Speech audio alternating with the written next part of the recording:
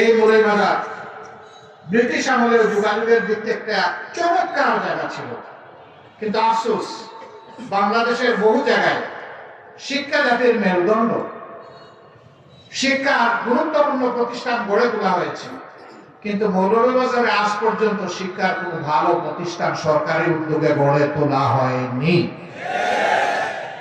এখানে কোনো বিশ্ববিদ্যালয় নেই, এখানে কোনো মেডিকেল কলেজ নেই, এখানে কোনো ইঞ্জিনিয়ারিং কলেজ নেই, এখানে কোনো এগ্রিকালচার বিশ্ববিদ্যালয় নেই। কেন? মৌলভীবাজার কি অপরাধ করেছে? এই দেশের ক্ষেত্রে কি মৌলভীবাজারের কোনো অবদান নেই? উন্নয়নে কোনো অবদান নেই? এই মৌলভীবাজারের একজন কৃতি সন্তান, যিনি একজন সফল অর্থনীতিবিদ এবং অর্থমন্ত্রী ছিলেন, সারা দেশকে তিনি সমান চোখে দেখেছেন। হয়তোবা নিজের এলাকার দিকে তিনি মনে করেছেন যে আমি যদি কিছু করি মানুষ বলবে যে সব আমার এলাকায় নিয়ে গেছি গোপালগঞ্জের মতো।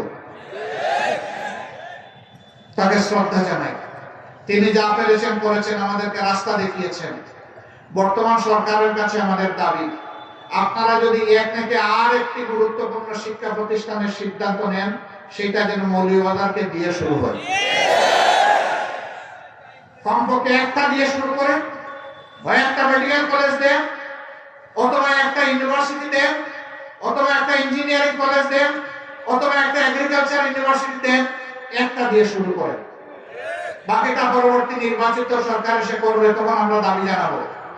আল্লাহ যদি আমাদেরকে এমন কোন সুযোগ দেয়, ইনশাআল্লাহ আমি তো দাবি জানাই গেলাম, আমাদের কাছে আর দাবি জানানো লাগবে না। আর যদি অন্য কেউ রাষ্ট্র গঠনের সুযোগ পায়, আমরা তাদের কাছে দাবি উত্থাপন করবো আপনাদের হয়ে, ইনশাআল্লাহ। এই দাবি যৌক্তিক, এটা ন্যায্য পাওনা, এটা আমাদেরকে দিতে হবে ইনশাআল্লাহ।